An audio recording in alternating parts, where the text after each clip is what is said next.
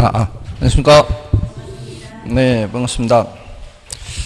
자, 오늘 모의고사도, 이번에도 난이도가 뭐 그렇게 높지는 않죠. 오늘도 제가 봤을 때는, 한눈에 답이 된다, 이런 것들이 꽤 많고요. 여러분들하고 좀 이제 보는 관점이 좀 다를 수는 있지만, 대체로는 이제 이런 것들이 쉽다, 이런 것들이 20개 이상은 늘 된다 그랬죠. 자, 오늘 문제는 1번 문제는 중요도는 낮아요. 중요도는 낮은데 이제 난이도도 높지는 않죠. 이렇게 뭐 수업 들으신 분들은 간단하게 맞출 수 있는 거죠. 실전에서도요. 평소에 들어보지는 못하는 거지만 난이도가 낮은 것들도 나옵니다. 중요도도 낮지만 난이도도 낮은 것들. 그다음에 2번은 평소에 좀 여러 번 설명을 드렸던 거죠. 그래서 이 정도는 맞춰야 되고요. 그다음에 3번은 뭐 부동산 특성의 파생 현상이니까 그렇다 치더라도요. 4번은 굉장히 많이 강조를 했던 거죠. 수요량 변화냐, 수요 변화냐, 이걸 묻는 거죠. 그리고, 임대료 규제에서, 최고 임대료 규제 정책을 시행하면은, 임대주택 공급이 감소하죠. 그래서 오히려, 집을 구하기가 어려워지죠. 그래서 주택난 해소에 긍정적이라고 할 수가 없죠. 이거는 많이 했던 부분이고요. 다음에 이제 넘어가시면 이제 계산 문제도 있고 해서 6번은 약간 이제 함정을 집어넣어서 틀릴 수도 있을 것 같고요.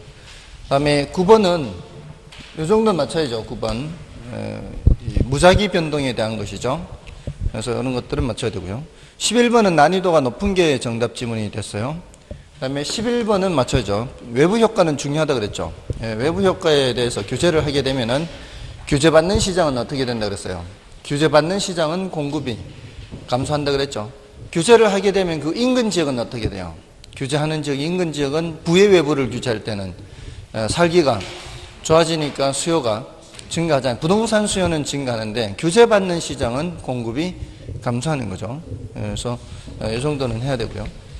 다음에 그 13번 임대료 규제는 거의 해마다 나온다 그랬죠. 임대료 규제는 항상 출제될 가능성이 있다 보고 준비가 됐어요. 이거는 이제 높으면 아무 효과가 없는 거죠. 그래서 이 정도 맞춰야 되고요. 다음에 이제 14번은 계산 문제이긴 한데요. 이게 14번이 출제된 지가 좀 됐거든요. 출제된 지가 좀 됐는데 근데 원래 감정평가사 시험에 나왔어요.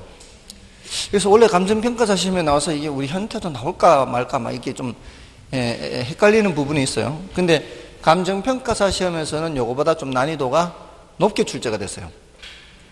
그거는 이따 문제 풀면서 알려드리고요. 그거는 이제 우리 앞에 균형가격 계산 문제 있었잖아요. 그 수요 공급에서 균형량 균형가격 계산 문제가 쉬운 거요, 패스하는 거예요? 쉬운 거잖아요. 그거하고 임대료 규제를 결합해서 출제를 했어요. 그러니까 그렇게 어렵지는 않아요. 이 균형 임대료, 균형 가격 계산하는 거 시간이 추가가 된다는 거죠. 아무튼 좀 이따 말씀을 드리고요. 그다음에 16번 이 정도는 이제 맞춰야 되고요. 그다음에 17번도 마찬가지. 위험관리 기법에 여러 가지 했잖아요.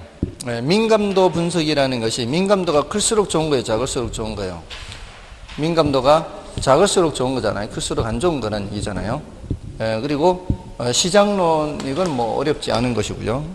그다음에 21번 화폐 승하치를 고려하느냐 고려하지 않느냐 이거는 맞출 수 있어야 되잖아요. 금방 한눈에 보이는 거죠. 그다음에 개발권 양도제 이 정도는 맞춰야 된다 그랬죠. 그다음에 23번은 뭐 계산 문제 그렇다 치고요. 그다음에 24번은 이제 원리금 균등, 원금 균등은 이제 늘 출제된다 그랬죠. 그래서 이 정도는 맞춰야 되고요. 그다음에 25번은 가격 원칙에서 이거 균형의 원칙, 뭐 적합의 원칙, 뭐 이렇게 기본적으로 가장 자주 나오는 변동의 원칙 세 가지가 가장 많이 나온다 그랬죠. 그다음에 기여의 원칙이나 대치 원칙, 추가적으로 또 한다면은 수익 취중체감 원칙, 수익 배분의 원칙, 경제 원칙 뭐 그런 거잖아요. 가장 중요한 것에서 정답 지문이 된 것이기 때문에 맞춰야 되고요. 26번 요거는 이제 이 나라 부동산 투자 회사법 내용인데 이것도 거의 해마다 나오거든요. 이것도 이제 주제별로 정리를 해 두시라고 했는데 어렵지 않은 것에서 나온 것 같은데요. 제가 봤을 때는.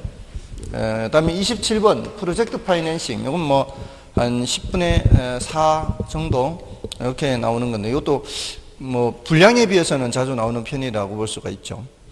이건 뭐 어렵지 않은 부분에서 출제가 돼서 이 정도 맞춰야 되고요. 그다음에 28번도 마찬가지죠.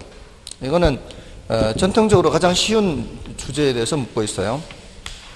그다음에 30번의 민간개발이죠. 민간개발 방식의 여러 가지 특징들, 차이점 비교하는 거지 않습니까?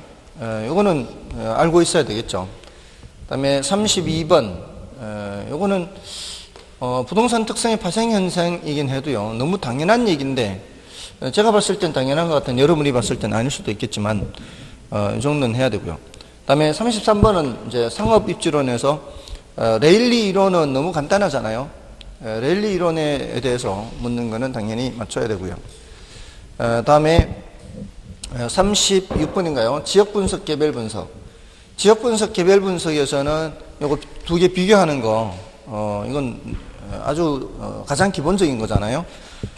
최유효 이용을 판정하느냐, 표준적 이용을 판정하느냐 이거잖아요. 구체적인 가격을 계산하는 거냐, 아니면은 가격 수준을 판정하는 거냐. 구체적인 가격을 계산하는 것은 개별 분석, 가격 수준을 판정하는 것은 지역 분석 이렇게 되지 않습니까? 그 다음에 38번 부동산 관리에서는 자가관리, 위탁관리, 혼합관리 그 장단점 비교하는 거죠. 이 정도는 해야 될 것 같고요. 자, 감정평가론이긴 하지만 감정평가 규칙에 이제 감정평가 물건별 감정평가 이거는 좀 해야 되죠. 그러니까 이게 이것도 뭐 결코 어려운 문제는 아니다. 여기 표시가 안 돼 있지만 표시가 안 돼 있는 것 중에서도 또 쉬운 것들도 조금 있기는 한데요. 자, 아무튼 이제 1번부터 좀 보겠습니다. 자, 1번은 중요도는 낮지만 난이도도 낮다 그랬죠. 부동산학의 학문적 성격에 관한 내용으로서 옳은 것으로 짝지은 것은 했죠. 자, 여기서 기억의 순수과학은 아니죠. 응용과학이죠. 기억과 디귿에서 디귿이 응용과학이에요. 그리고 니은의 사회과학이죠. 부동산과 인간과의 관계에서 나타나는 사회현상을 다루는 사회과학이지 자연현상을 다루는 것은 아니죠. 그래서 니은 맞고 디귿 맞고 그다음에 경험과학과 추상과학 리얼과 미음이 겹치는 대칭하는 개념이죠. 대칭적인 개념에서 추상과학이 아니라 경험과학이다. 그래서 니은 디귿 리얼 해서 3번이 정답이 되고요. 그다음에 이제 크리스탈레의 중심지 이론에 대한 설명이다. 틀린 것은 중심지 이론에서는 중심지 형성 과정을 보죠. 그러니까 이 크리스탈러의 이론하고 이렇게 딱 한정되어 있어요. 이 출제되는 내용들이 크리스탈러나 레일리나 허프 늘 강조하는 게 이 세 사람이잖아요. 상업 입지론. 그러니까 공업 입지나 농업 입지는 별로 중요도가 높지 않잖아요. 근데 이 크리스탈러 이론하고 이 사람들의 차이점은 여기는 중력 모형이라고 하잖아요. 레일리의 만유인력 법칙, 상거래, 뉴턴의 만유인력 법칙을 레일리가 처음 도입을 했고, 이제 허프가 발전시켰잖아요. 그래서 중력 모형, 이렇게 얘기를 하는데, 요거는 중심지 간의 상호작용이잖아요. 서로 밀당하는 거. 근데 크리스탈러의 이론은 중심지 상호작용이죠. 중심지 형성 과정이죠. 그래서 크리스탈러 이론 할 때마다 중심지가 어떤 형태로 형성된다 그랬어요? 이런 정육각형 형태로 형성된다 그랬죠. 중심지 형성 과정. 중심지가 어떤 형태로 형성되는 거요? 중심지가 가장 이상적인 형태가 정육각형의 형태로 형성되는 이 형성 과정을 봤잖아요. 형성 과정. 중심지 상호작용 말고. 근데 이렇게 정육각형 형태가 되는 거는 다수 중심지죠. 중심지가 한 개밖에 없으면 어떻게 해요? 그럼 계속 원형으로만 커져간다 그랬잖아요. 경쟁 점포가 없으니까. 사방팔방 교통 조건이 똑같고 평평한 곳에 이 고객이 일정한 간격으로 분포가 되어 있고 그런 상황에서 중심지가 커진다면은 당연히 원형으로 계속 커져가게 되는 거죠. 그래서 지금 단일 중심지라고 그랬잖아요. 단일 중심지의 경우 가장 이상적인 배우지 형태는 안정된 육각형이 아니라 이 원형이 되는 거죠. 그래서 1번이 바로 틀렸어요. 이거는 어떤 경우라고요? 다수 중심지일 때. 다수 중심지일 때는 안정된 정육각형이 되는 거지만 단일 중심지일 때에는 원형이 되는 원형. 예, 경쟁 점포가 없잖아요. 네, 틀린 말 하지. 배우지나 상권이랑 같은 말이죠. 이게 상권이잖아요. 이 상권이 이게 배우지지, 배우지. 이 중심지가 여기 있잖아요, 여기. 중심지 안에 있잖아요. 중심지가 있잖아요. 중심지의 배후지가 여기지. 됐나요? 이 개념이 중심지하고 배후지하고 이게 개념이 아직 안 돼. 이 자체가 중심지라고 생각했어요? 이거는 배후지죠. 상권. 상권과 배후지는 같은 말이죠. 이 기본 용어가 지금 안 돼 있어요. 상권과 배후지가 같은 말입니다. 상권이 좋다 이게 뭐예요? 배후지가 좋다.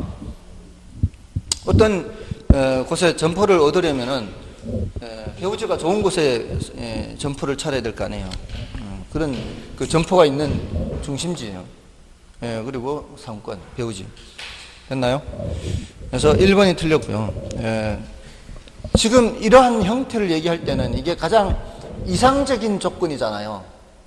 사방팔방 교통 조건이 똑같고 산도 없고 강도 없고 일정한 간격으로 똑같은 사람이 분포되어 있고 이 세상에 이런 세상이 어디 있어요. 이건 가장 이상적인 거잖아요. 근데 현실적으로는 어떻습니까? 뭐 교통 조건이 완벽하게 똑같을 수는 없고 똑같은 사람이 있는 것도 아니고 그리고 뭐 어떤 자연 조건이 이런 조건이 달라질 수 있잖아요. 그러니까 이번에 이런 지문이 나오는 거예요. 시장 조건이라든가 교통 조건이라든가 행정 조건에 따라 중심지의 수와 모형은 많은 영향을 받을 수밖에 없어요. 형태가 변형된다는 거죠. 딱 이상적인 형태로 그대로 있을 수가 없잖아요. 현실적으로는. 그리고 재화의 도달 범위란 고객이 물건을 사기 위해 기꺼이 통행할 것으로 예상되는 거리를 의미하는 거죠. 또는 재화의 도달 범위를 다른 말로 뭐라고 할 수 있어요? 재화의 도달 범위가 있으면 이 재화의 도달 범위를 벗어나면은 수요가 있어요, 없어요?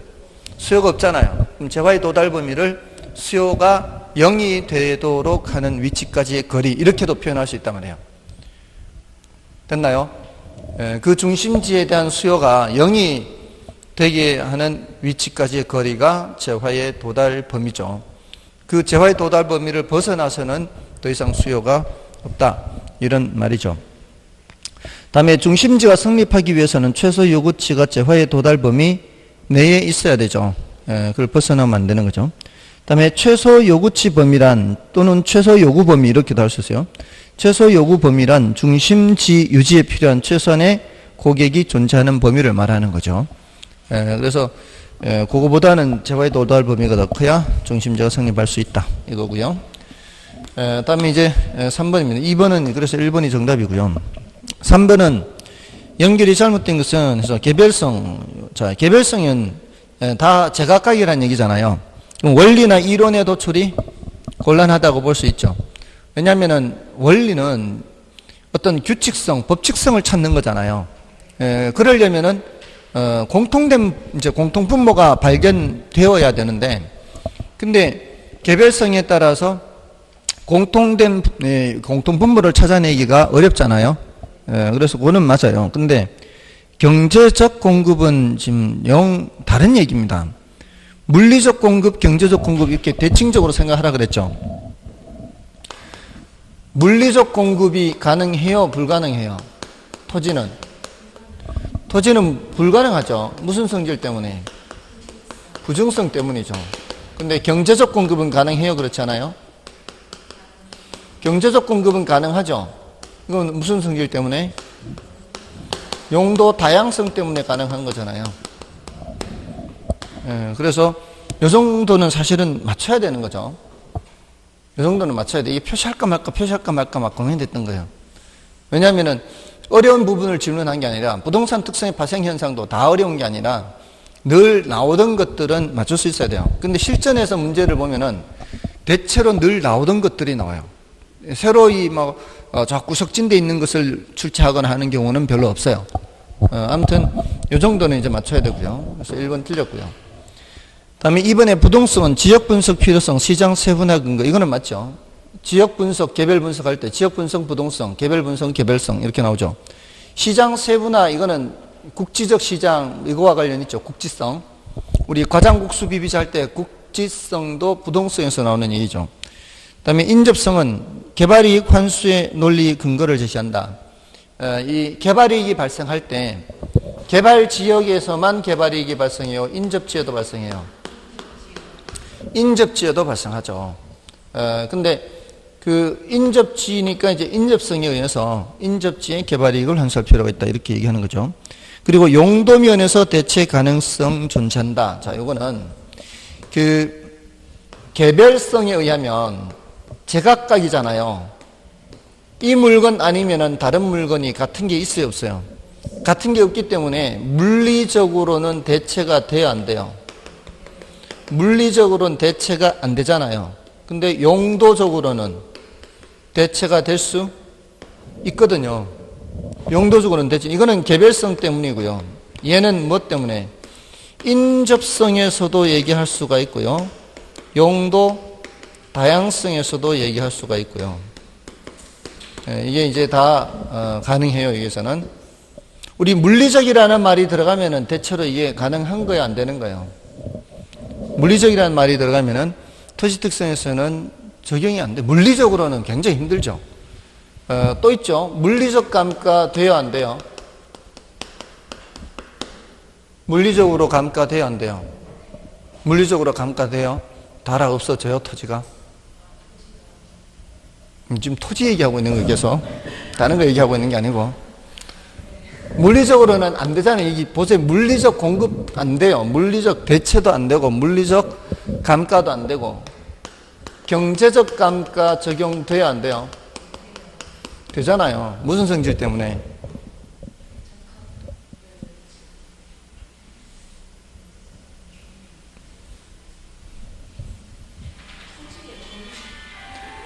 물리적 감가가 안 되는 거는 무슨 성질 때문에?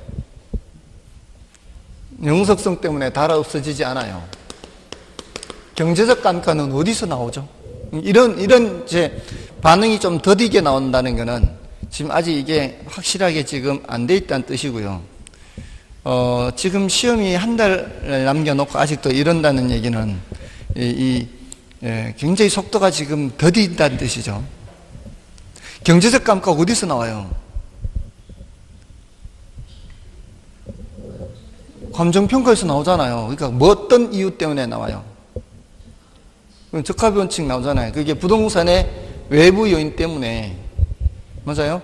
그러면서 여러 가지 예를 들잖아요. 이 경제적 감가가 발생하는 예를 빨리 떠올리면 되죠. 어떤 예가 있어요? 달동네 고급 빌라도 있고 또 쓰레기 소각장도 있고 시멘트 공장도 있고 막 이런 게 다 경제적 감가 아닌가요? 그게 먼 곳에까지 경제적 감가가 발생하는 거 아니죠? 인접성도 되고 또 쓰레기 소각장 생긴다고 내가 갖고 있는 자동차, 벤츠 자동차 가격은 안 떨어진다 그랬잖아요. 어디든 도망갈 수 있으면 그런 관계가 없죠. 이거는 진짜 굉장히 중요한 거예요. 이거는 나오는 빈도수가 다르잖아요. 나오는 빈도수가. 그죠? 나오는 빈도수가 다른 거는 이건 다 정리가 돼 있어야 돼요. 아시겠어요? 이것도 굉장히 자주 나오잖아요. 이게 부동성, 부증성과 관련되는 거, 영속성과 관련되는 거는 굉장히 중요한 거잖아요. 부동성, 부증성, 영속성. 이거는 좀 덜 나온다 치더라도 개별성은 이제 덜 나오는 거잖아요. 그러니까 대체로 물리적으로는 잘 적용이 안 돼요.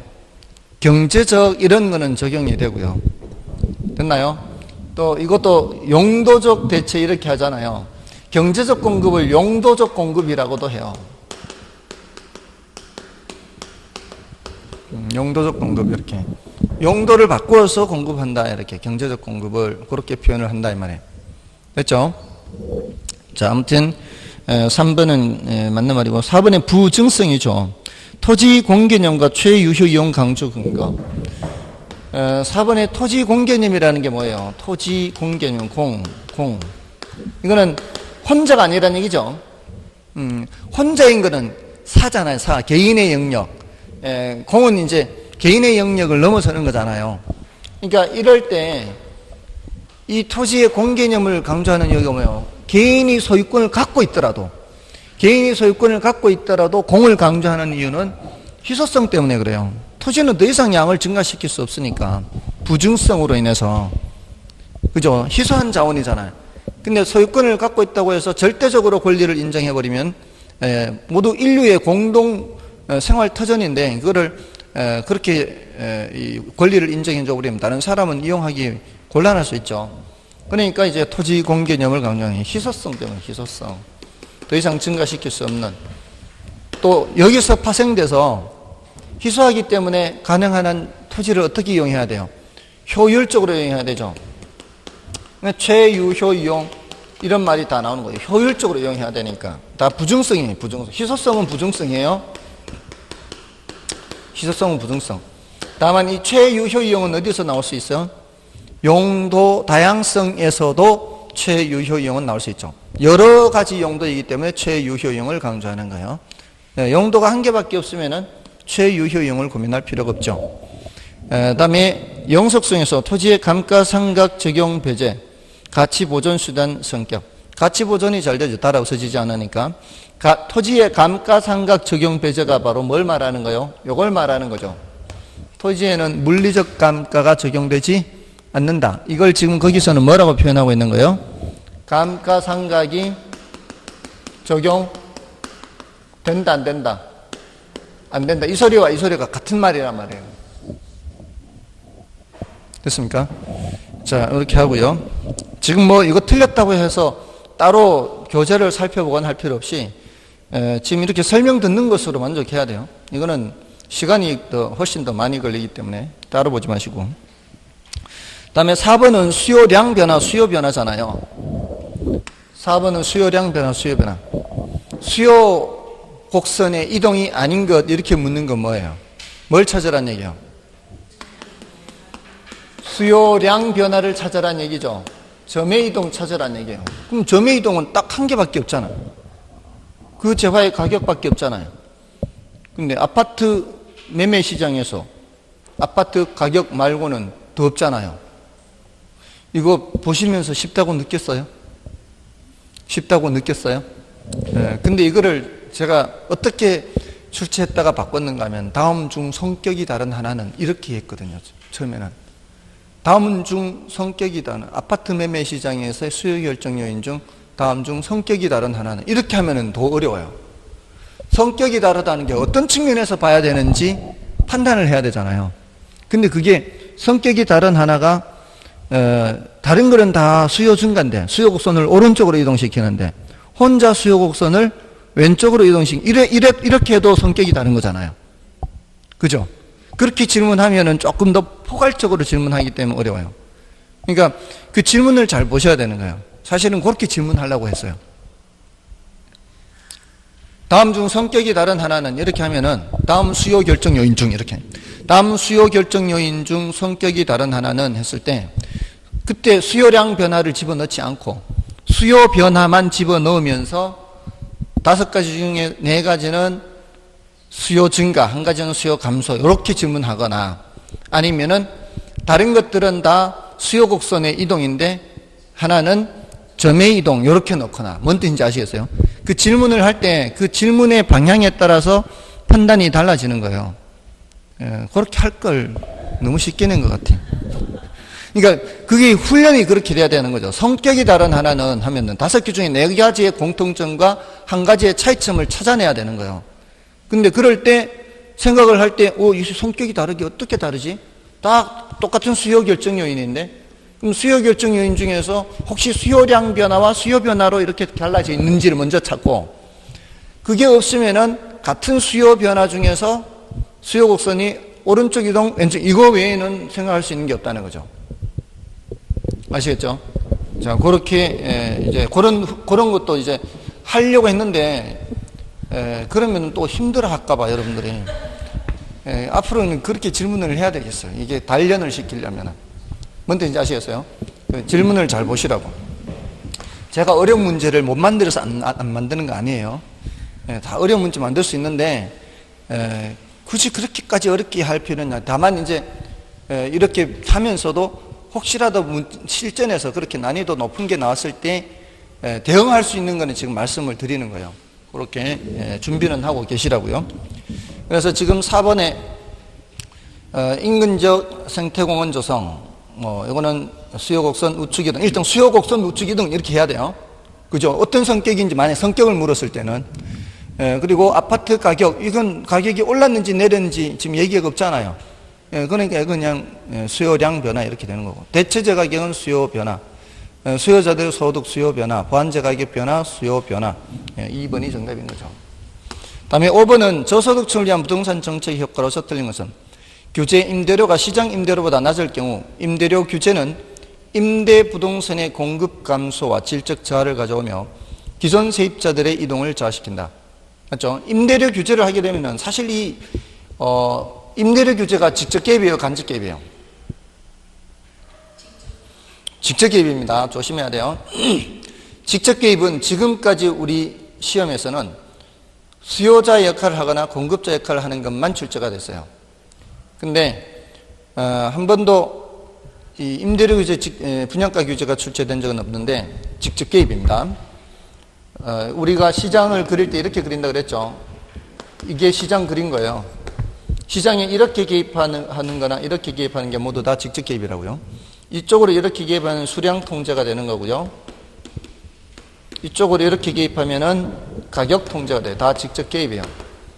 근데 여기 임대료 규제, 분양가 규제가 이쪽으로 개입하는 거예요. 근데 이러한 직접적 개입은 시장의 자율성을 크게 해칩니다.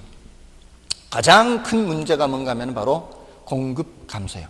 임대료 규제나 분양가 규제나 모두 다 규제받으면 공급자들이 어떻게 돈이 안 되는데 공급할 리가 없죠. 공급량을 줄이면 줄일수록 점점 품귀 현상이 나타나요. 집을 구하기가 힘들어요. 그럴수록 가격은 점점 더 올라가게 됩니다. 규제하는 것과는 반대로 이제 나타나는 실제 시장에서는 그렇게 나타난다는 거죠. 그래서 공급자들은 이제 질적 저하를 이제 가져오고요. 또 세입자들은 집을 구하기가 어렵기 때문에 이동을 저하시키는 겁니다. 다음에 공공임대주택의 공급은 사적 시장의 임대 수요를 감소시키므로 단기적으로 사적 시장의 임대료가 하락하여 사적 시장의 임차인도 혜택을 누리게 된다. 자, 요거는 이제 공공임대주택 공급이죠. 공공임대주택을 공급하게 되면 임차인들은 선택의 폭이 더 넓어지죠. 그러면은 저쪽으로 공공임대주택으로 가는 사람으로 인해서 사적 시장의 빈집들이 늘어나면서 사적 시장의 임대료가 낮아지게 되면은 사적 시장의 임차인도 혜택을 보게 되는 거죠. 그다음에 최고 임대료 규제 정책은 기존의 저소득층의 임대주택 수요에 대한 부담을 완화시켜 저소득층이 주택난 해소에 긍정적이라 할 수 있다. 자, 이거는 틀렸죠. 이게 오히려 공급이 감소해서 어떻게 된다고요? 오히려 공급이 감소해서 암시장이 형성되거나 또 질적으로 저하되는 현상 이렇게 나타내면은 주택을 구하기가 힘들죠. 그래서 3번이 틀렸습니다. 다음에 4번은 공공임대주택 공급은 장기적으로는 공공임대주택 시장의 임차인만 혜택을 누리게 된다. 그렇죠. 단기적으로는 사적 시장의 임차인도 혜택을 누리게 되겠지만 장기적으로는 공적 시장으로 갖는 사람들만 혜택을 보게 되는 거고요. 그다음에 정부의 공공임대주택 공급은 공공시장과 사적시장에서 임대료에 대한 이중 가격을 형성한다. 그죠? 공공시장에서 가서 사는 사람들은 싼 임대료로 살게 되니까 혜택을 보는 거고 사적시장에서는 이제 혜택을 못 보게 되니까 비싼 임대료로 살게 되는 거죠. 그래서 맞는 말이고요. 그다음에 6번은 탄력성에 대한 답 설명 중 틀린 것은 1번에 부동산 수요가 증가하면 부동산 공급 곡선이 비탄력적일수록 균형 가격이 더 크게 상승한다. 비가 더죠. 비탄력적일수록 비. 가격이 할 때 가 더 크게 더 맞죠? 수요가 증가하면 가격이 올라가요. 기본적으로 수요가 증가하면 가격 올라가요, 내려가요? 수요가 증가하면 가격이 올라가는데 공급이 비탄력적일수록 가격이 더 크게 올라간다. 이렇게 아시겠죠? 그 다음에 공급이 증가하면 이번에 공급이 증가하면 가격이 올라가요, 내려가요? 가격이 내려가죠. 공급이 증가하면 일단 가격은 내려가는 거예요. 내려가는데 수요 곡선이 비탄력적일수록 가격이 더 내려간다. B가 더잖아, 이것도. 맞죠? 자, 내려가더라도 더 내려가고, 올라가더라도 더 올라가고. 그 다음에 세 번째. 공급이 가격에 대해 완전 비탈 수직이에요, 수직. 공급 곡선이 수직이에요. 그럼 수요가 아무리 변하더라도 뭐는 변함이 없어요. 공급 곡선이 수직이라고. 그러면 수요 곡선이 아무리 이동하더라도 뭐가 변함이 없다고요? 균형량이 변함이 없어요. 균형량이. 물론 공급량이 변함이 없죠. 공급량이 변함이 없으니까 균형 거래량이 변함이 없는 거라고요. 체결 건수가 변함이 없다. 체결 건수가. 됐나요? 그다음에 수요가 가격에 대해 완전 비탈. 이번에는 수요가 완전 비탄력적이죠. 수요가 완전 비탄력적이든 공급이 완전 비탄력적이든 뭐가 변함이 없는 거예요. 균형 거래량이 변함이 없는 거죠. 근데 5번에 공급이 가격에 대해 완전 탄력적인 경우라 했죠. 완전 탄력적인 경우는 가격이 변함이 없죠. 가격이 변함이 없는 거는 그대로 해놨단 말이에요. 근데 함정을 다른 데 해놔서 속인 거예요. 지금 공급이 가격에 대해 완전 탄력적인 수평이잖아요. 수요가 증가하면 했잖아요. 수요가 증가하면 거래량은 증가해야 되는데 지금 감소한다. 그쪽에다가 지금 함정을 집어넣어서 출제를 한 거예요. 그래서 5번이 정답이 되는 겁니다. 됐나요? 다음에 7번은 탄력성 계산인데요. 이 탄력성 계산은 난이도가 조금 높은 거예요. 보통 퍼센트로 물으면 쉬운데, 예를 들어서 탄력성이 지금 몇이라고 되어 있어요? 교차 탄력성이. 교차 탄력성이 0.6이라고 되어 있죠. 양수의 음수예요. 양수는 같은 방향, 반대 방향. 같은 방향이죠. 대체제, 무한제. 대체제죠. 자, 근데 여기서 예를 들어서 가격이 어떤 재화에 가격이 25% 변하면 다른 재화의 수요량이 몇 프로 변하는지를 요거 보고 아는 거 아니에요. 0.6배만큼 변하는 거 아니에요. 어떤 재화의 가격이 25% 변할 때 다른 재화의 수요량은 그것의 0.6배 하면 여기 곱하기만 하면 되는 게, 이게 우리가 제일 쉽다고 생각하는 거잖아요. 그럼 여기 25%면은 여기가 15% 나오죠. 이거 뭐 굉장히 쉽죠. 어떤 재화의 가격이 25% 변하고 어떤 재화 가격 변화에 대한 다른 재화 수요량 변화에 대한 교차 탄력성 0.6이라면 다른 재화 수요량은 몇 프로 변해요? 이렇게 물으면 그냥 간단하게 곱하기 0.6 하면 되잖아요. 근데 이 문제는 이걸 안 알려줬단 말이에요. 이걸 안 알려줘서 뭐 이렇게 어떻게 돼요? 1600에서 얼마로 변할 때 2000으로 변할 때 이렇게 찾으라는 거예요. 이걸 찾아라. 자, 그랬을 때 이쪽에서는 수요량이 1200에서 얼마로 변할 때 이걸 부르는 게 아니고 수량을 부르는 게 아니고 여기서도 뭐로 바꾸지 말고 수량으로 바꾸는 거예요. 그러니까 문제에서 이걸 안 알려줬으면 좋겠습니다. 언제부터요? 이게 계속 잡고 있다가 이렇게 되는 모양인데, 이따 확인하고 녹음이 안 된 거는 다시 처음서부터 다시 문제 풀이 몇 번부터 풀이가 안 됐는지 보고 다시 해야 돼요. 아무튼 자, 여기서는 이제 1600에서 2000까지 몇 프로 변하는 거예요? 25% 변하잖아요. 그러니까 1600분의 400 하면은 25% 되니까 이걸 25% 일단 찾잖아요. 그리고 그 0.6배만큼 수요량이 변하니까 15%가 일단 나왔죠. 그럼 15%를 변화시켜야 되는 거예요. 어디에서? 1200에서 15%. 그럼 1200에 15%는 곱하기 0.15 하면 되잖아요. 10%가 120이잖아요. 그럼 5%는 60이겠죠. 120에다가 60을 더하면 되겠죠. 그럼 180이 되겠죠. 그러면 여기는 1380이 되나요? 180을 더하면 이렇게 이제 할 수가 있겠죠. 자, 그럼 됐고요. 다음에 이제 8번은 다음 자료를 이용하여 비중 가격 묻는 거잖아요. 비중 가격 물으면 사례 가격에서부터 수정 작업해야 되지 않나요? 뭐 해야 돼요? 사시지기 해야 되죠. 그럼 여기에다가 뒤에 사시지기를 써놓고 시작하는 거예요. 이게 계산 문제마다 요령이라는 게 있단 말이에요. 계산 문제마다 요령. 그러니까 그 풀이법, 이제 뭐라고 해야 되죠? 그 순서, 매뉴얼 있잖아요. 그 해야 되는 매뉴얼. 그러니까 비중 가격 물으면 이거 해야 되고요. 그다음에 적산 가격 정액법으로 묻는 거 위주로.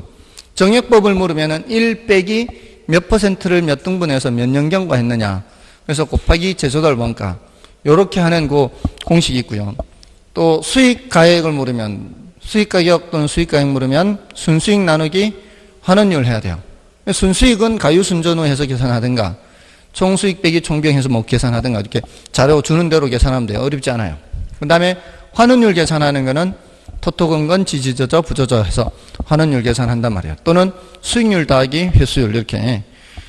그러니까 그 각각의 계산마다 이렇게 이 하는 방법들이 생각이 나야 돼요. 그럼 비중가격 물으면은 앞이 캄캄하게 생각하지 말고 일단 이걸 먼저 생각하는 거죠. 이걸 먼저 생각하는 거죠. 이거를 이렇게 해놓고 이게 나오는 대로 쓰면 돼요. 나오는 대로. 비중가격 사례 부동산은 기준 시점 1년 전 얼마에 거래됐어요? 그럼 얘가 2억 거래된 거예요. 그냥 갖다 그냥 그 위치에다 쓰면 된단 말이에요. 사례는 친인척 간의 거래로서 정상가 대비 10% 저가로 거래됐대요. 사례가 10% 저가로 거래됐대요. 그러면 사정보자면 사례 숫자를 10% 낮추어서 90분의 100 이렇게 하면 되죠. 이게 사정보정 자리에다가 그 위치에다가. 그 다음에 연간 지가 상승률은 5%예요. 그럼 여기 시점 수정하라는 얘기 안 해요. 1년간 5% 올랐으면 여기에 뭐가 되는 거예요? 1.05가 되는 거죠. 5% 올랐으니까. 그 다음에 인근 지역은 사례 부동산이 소재하는 유사 지역보다 지역 요인이 10% 열세요. 누가 열세요? 대상이 열세요.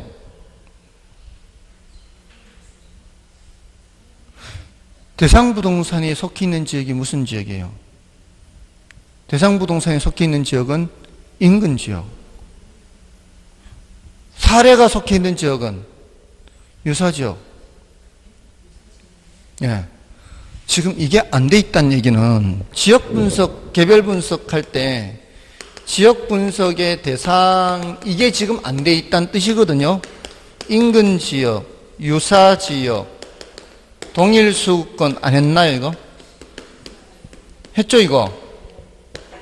이건 인근 지역은 무슨 지역? 대상 부동산이 속한 지역으로서 지역 요인을 공유하는, 대상 부동산과 지역 요인을 공유하는 지역. 유사 지역은 대상 부동산이 속해 있지 않은 지역으로서 인근 지역의 지역 특성과 유사한 지역. 이 가장 기본적인 거예요. 이거 반드시 알아야 된다 그랬어요. 이거 질문할 때는 요거 질문하는 것만 대답하고 저거 할 때는 또 요거는 까먹고 여기서는 뭐지 이렇게 생각하고 이러면은 이게 곤란한 거죠. 이게 감정평가라는 감정평가론 안에서는 이렇게 여기저기 다 왔다 갔다 해야 되죠. 이게. 자, 아무튼 지금 누가 열세예요? 대상이 열세. 대상이 열세면 100분의 90, 대상을 10% 밑으로 해야 되니까. 그 다음에 대상 부동산은 사례 부동산보다 개별 요인이 10% 우세요. 누가 우세요? 대상이 우세죠. 대상이. 개별 요인이 10% 우세인데 그 개별 요인이 누가 우세냐고요. 대상이 우세라고. 그러면 100분의 110이 될 거 아니에요. 면적이 지금 다 읽도록 얘는 없잖아요. 지금. 얘는 이제 신경 쓰지 않아도 된다는 얘기지. 아니 이렇게 해놓고 써놓고 사시지게 나오는 대로 순서대로 쓰면 된다 이 말이에요. 그러면 이거 약분 된다면 이게 대체로 약분이 돼요. 그럼 뭐만 생각하면 돼요? 1.05와 1.1만 신경 쓰면 되잖아요. 1.1을 먼저 곱하면은 2억 2천이 되고 여기에 5%는 1100인가요? 10%가 2200이고 5%는 1100이니까 2억 3100 이렇게 되나요? 그래서 8번 2번이 정답이 된 거죠. 그 다음에 9번은 부동산 경기 변동과 관련된 설명으로 틀린 것은 1번의 부동산 경기는 각 주기별 순환 국면기간이 일정치 않은 경향을 보인다. 당연하죠. 일정하면은 전혀 문제될 것도 없어요. 일반적으로 건축 착공량과 부동산 거래량 등이 부동산 경기의 측정 지표로 많이 사용된다. 착공량과 거래량 이런 것들은 모두 다 이제 그 동행 지표에 해당하거든요. 동행 지표. 건축 착공량은 요거는 공급 지표라고 볼 수 있고요. 거래량은 수요 지표라고 볼 수 있어요. 그리고 가격 변동해서 보조 지표도 있죠. 그래서 이 세 가지를 종합적으로 측정하라 이런 말 하잖아요. 그다음에 봄, 가을의 반복적인 주택거래 건수 증가. 봄, 가을 이런 말로 무슨 변동? 계절 변동이고. 총부채 상환비율 DTI. DTI 규제 완화 후 주택거래 증가는 DTI 규제를 완화하면 대출받기가 더 쉬워지죠. 쉬워지면은 DTI 규제 완화라는 게 이 숫자를 높여주는 거예요? 낮춰주는 거예요? 높여주는 게 규제를 완화시켜주는 거죠. 이러면은 정책 변화에 의한 거잖아요. 그러면은 무슨 변동이에요? 이거는 무작위 변동이잖아요. 그다음에 부동산 경기는 지역별 용도별로 다른 변동 양상을 볼 수 있는 거고요. 9번은 4번이 정답이고, 그다음에 10번은 정부의 시장 개입 필요성과 관련된 다음 내용 중 틀린 것은 1번의 코조 정리에 의하여 환경 문제에 대해 재산권을 부여함으로써 외부 효과 문제를 해결하는 것은 정부가 시장에 개입하는 방법의 하나이다. 코조 정리 들어보셨죠? 코조 정리는 정부가 그 공장이나 외부 효과를 발생시키는 공장이나 이웃 주민들한테 오염물질 배출권이라는 재산권을 주는 거죠. 그래서 그 재산권이 자기들 사이에서 거래되도록 하는 거죠. 이럴 때 그 오염물질 배출권을 팔아라 말아라 정부가 간섭해야 안 해요. 간섭을 안 해요. 그냥 부여만 해주지 살지 팔지는 자기네가 결정하면 돼요. 그래서 이거를 시장 자율 조절 기능에 의한다라고 얘기를 하는 겁니다. 그래서 시장에 개입하는 방법이 아닌 거죠. 그러니까 이거는 좀 난이도가 높은 거예요. 아직 한 번도 출제된 적은 없고요. 그다음에 이번에 공공재 생산을 시장에 맡기는 경우 비배제성으로 인한 무임 승차 문제로 인해 적정량보다 적게 생산되므로 정부의 개입이 필요하죠. 그다음에 정부는 시장 실패를 수정하기 위해 시장에 개입하죠. 이거는 경제적 기능을 수행하는 거지 않습니까? 그다음에 불안전 경쟁으로 인한 시장 실패 수정을 위해 정부의 개입이 필요하다. 맞죠? 독점, 과점 얘네들은 가격을 담합해서 생산량을 줄이는 경향이 있다 그랬죠. 그래서 정부가 개입하는 거고요. 비대칭 정보 또는 불안전 정보로 인해 자원 배분이 비효율적이 될 수 있으므로 정부의 개입이 필요하다. 맞죠? 외공불비하는 거죠. 정답은 1번이고요. 다음에 11번은 외부 효과에 관한 설명 중 틀린 것은 1번의 외부 효과에는 외부 경제와 외부 불경제가 있다. 외부 경제는 정의 외부이고요. 외부 불경제는 부의 외부죠. 맞죠? 그 다음에 지역지구제는 부의 외부 효과를 제거하는 기법의 하나로 사용된다. 맞죠? 부의 외부 효과의 가장 중요한 내용이 바로 그 목적인데, 이거는 부의 외부 효과를 제거하거나 감소시키거나 방지하기 위해서 지역지구제를 시행하는 거죠. 그 다음에 외부 효과는 어떤 경제 주체의 경제활동에 의도하지 않은 결과가 시장을 통하지 않고 다른 경제 주체의 후생에 영향을 주는 것을 말한다. 의도하지 않는 거죠.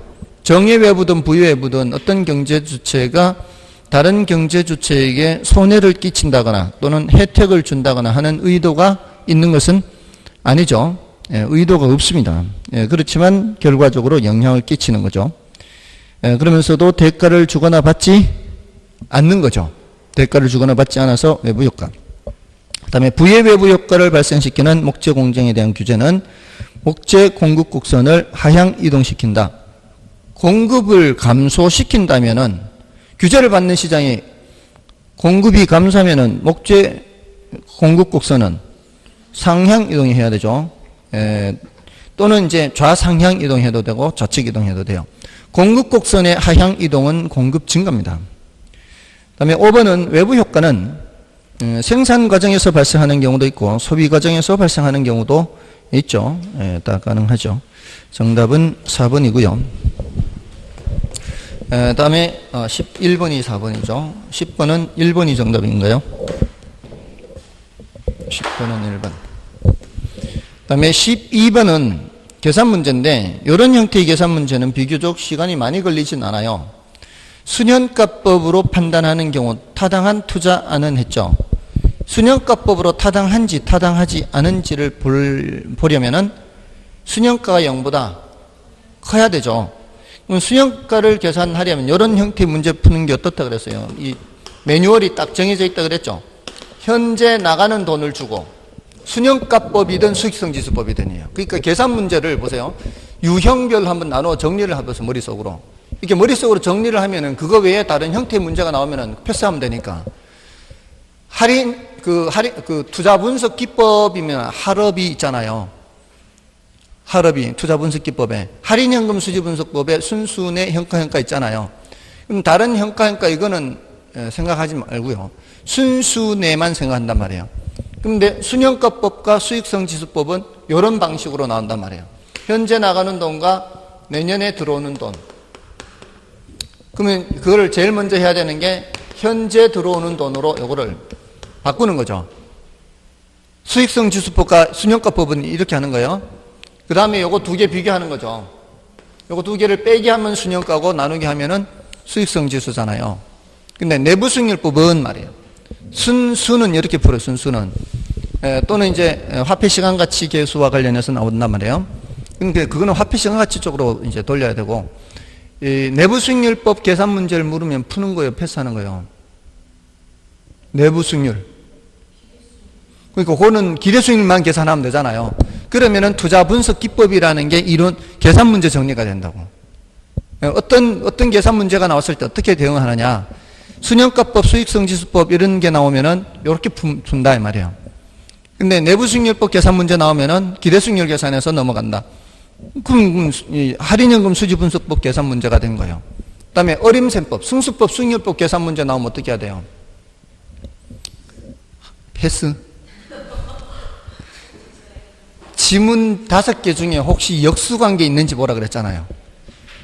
역수관계 있는 거는 2개 곱하면 1이 돼야 돼요. 100%가 돼야 돼요.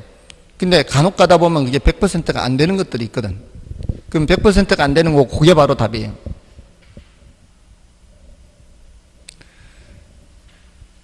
그렇게 그게 정리가 돼 있어요. 분명히 수업할 때 했을 텐데요. 그러니까 그렇게 하면은 이 분야별로 그리고 주제별로 이렇게 요 문제 어떻게 보면 이게 다 정리가 돼 있기 때문에 계산 문제에 대한 두려움이 없어요. 이런 문제 나오면은 패스, 이런 문제 나오면 어떻게 푼다를 머릿속으로 생각하고 있으니까. 자, 아무튼 이렇게 하는데 여기가 지금 얼마예요? 4,500, 5,000, 여기가 3,000, 3,800인가요? 2,000, 이렇게. 자, 내년에 들어오는 돈이 얼마예요? 5,000. 5인가요? 그 다음에 5,445. 그 다음에 4,147이고요. 그 다음에 2,310인가요? 자, 이거 할인율이 있어야 될 거 아니에요? 할인율이 있어야. 몇 프로예요? 10%요? 그럼 1.1로 나누는 거예요? 1.1인가요? 자, 이렇게 하는 방법도 있고요. 타당한지 타당하지 않은지를 물을 때는 순현가를 구체적으로 계산해서 알아야만 되는 상황이 있을 때가 있고요. 여기는 타당한지 타당하지 않은지만 알면 되잖아요. 이럴 때는 또 하는 방법이 있어요. 그러니까 이 원칙적인 방법은 알고 있어야 되죠. 이렇게 하면 얼마 나와요?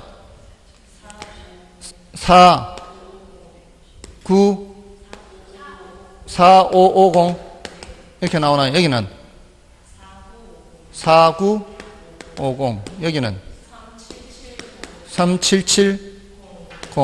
여기는 2 이렇게 나오죠. 자, 이거 빼면은 순영가가 0보다 크죠? 맞죠? 이건 순영가 0보다 작죠? 순영가 0보다 작죠? 순영가 0보다 크죠? 그러면 A하고 D잖아요. 이거는 이제 표준적인 방법이에요. 근데 그렇지 않고 하는 방법은 여기 10%를 계산해 보세요. 450이죠? 더 해보세요. 4950이죠? 4950보다 크죠? 10% 이상의 수익률이 된다는 뜻이에요. 여기 10% 하면 얼마예요? 500이죠. 더 하면은 5500이 안 되잖아요. 그럼 이 소리는 10%가 안 된다는 뜻이에요. 여기 10% 얼마예요? 380. 380 더 하면은 4180이 돼야 되죠. 근데 4180이 안 되죠. 얘는 안 된다는 뜻이에요. 10% 계산하면 얼마예요? 200이죠. 2200 넘죠? 그러면 10%가 넘는다는 뜻이에요. 뭔 뜻인지 아시겠어요? 딱 그 10%를 기준으로 하는 것이기 때문에 타당하냐 타당하지 않느냐를 따질 때는 그렇게 따지는 방법도 있다 이 말입니다. 됐죠? 그러니까 그런 방법 함께 알면 더 좋겠죠? 더 빠르겠죠 이게? 됐나요? 좀 쉬고 13번부터 하겠습니다.